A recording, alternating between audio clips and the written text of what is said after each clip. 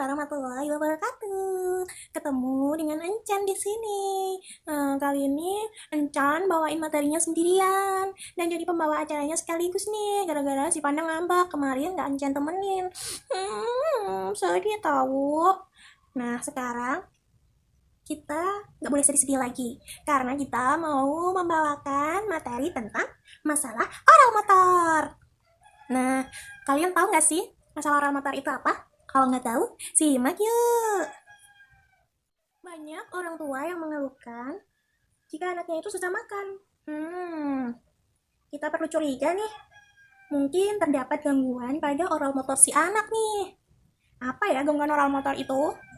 Jadi, gangguan oral motor merupakan gangguan saraf yang mempengaruhi gerakan otot oral atau mulut menjadi ikut terhambat sehingga aktivitas mengunyah, berbicara, makan tidak seperti normalnya.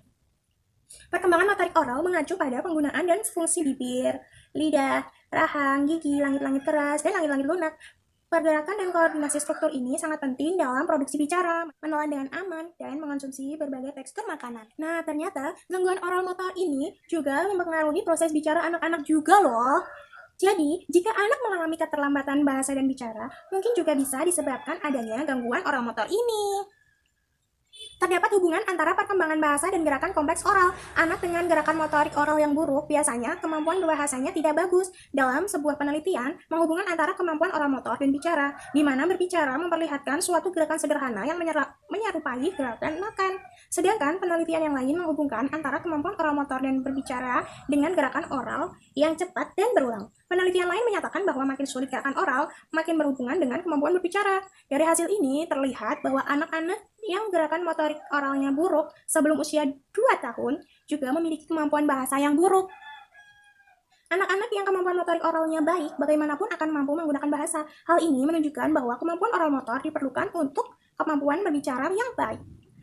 Secara khusus, dalam perkembangan anak-anak di usia 21-24 bulan, kontrol oral motor ditemukan berhubungan dengan keterampilan bahasa. Dalam studi tersebut, terdapat hubungan yang lebih erat antara bahasa dan gerakan kompleks oral daripada gerakan oral yang sederhana.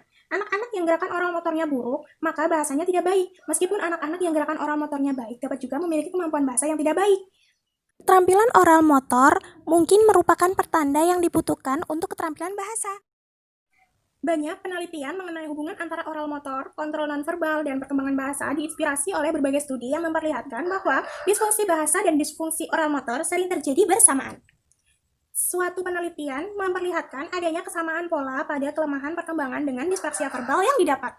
Gangguan keterampilan motorik oral ternyata didapatkan pada beberapa gangguan perkembangan pada anak, di mana juga terjadi gangguan bicara. Gangguan seperti itu biasanya terjadi pada anak dengan gangguan autisme. Gangguan motorik oral pada anak-anak autis lebih sering ditemukan daripada adanya gangguan motorik pada anggota tubuh. Gangguan kontrol motorik oral sering juga ditemukan pada anak Down syndrome. Untuk perkembangan motorik oral yang normal dimulai sebelum kelahiran dan berlanjut setelah usia 3 tahun dan usia 4 tahun.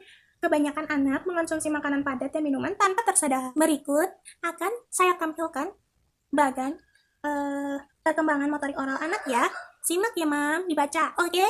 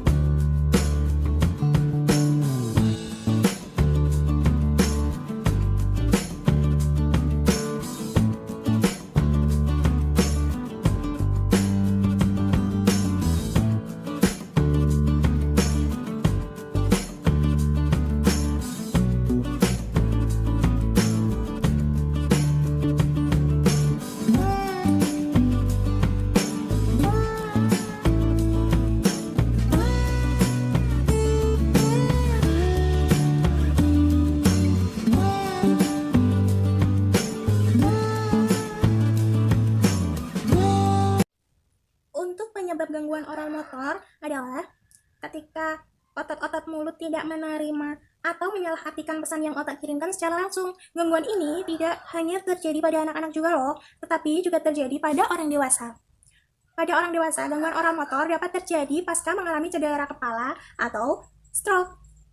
Namun, berbagai faktor lain dapat menjadi pemicu seorang anak atau dewasa menderita gangguan oral motor, seperti yang pertama, tonus otot bibir, rahang, atau lidah yang terlalu rendah. Yang kedua, anak-anak yang lahir dengan kekurangan pada fungsi saraf memiliki ketidakmampuan untuk makan secara normal. Yang ketiga, efek terlalu lama rawat inap dengan bantuan tabung untuk makan. Yang keempat, efek pasca operasi yang mengharuskan pasien makan melalui tabung khusus. Selanjutnya, ketidakseimbangan pada rahang. Terus, ketiadaan koordinasi antara bibir dan rahang. Berikutnya, tongue thrusting atau kondisi lidah yang menjulur sehingga selama aktivitas bicara, menelan, dan bahkan dalam kondisi istirahat sekalipun, lidah ada di atas gigi posterior dan anterior. Jadi, lidah tuh melet terus, menjulur keluar terus, gitu. Selanjutnya, kurangnya konsistensi pada penutupan bibir atau kondisi hiposensitivitas pada otot-otot yang berada di sekitar mulut. Selanjutnya ada masalah dengan Down syndrome dan gangguan pendengaran atau kelainan bawaan.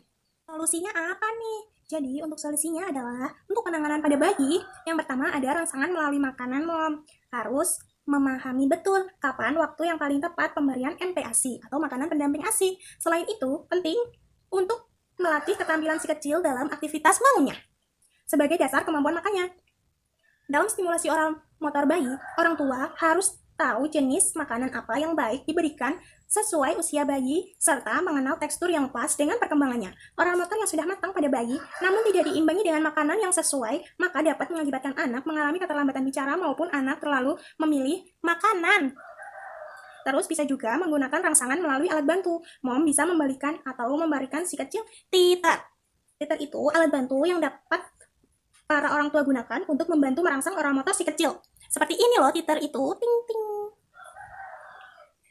Dengan alat bantu tersebut, kemampuan belajar mengenal tekstur, rasa, bentuk, dan ukuran benda, khususnya makanan, yang masuk ke dalam mulut dapat meningkat.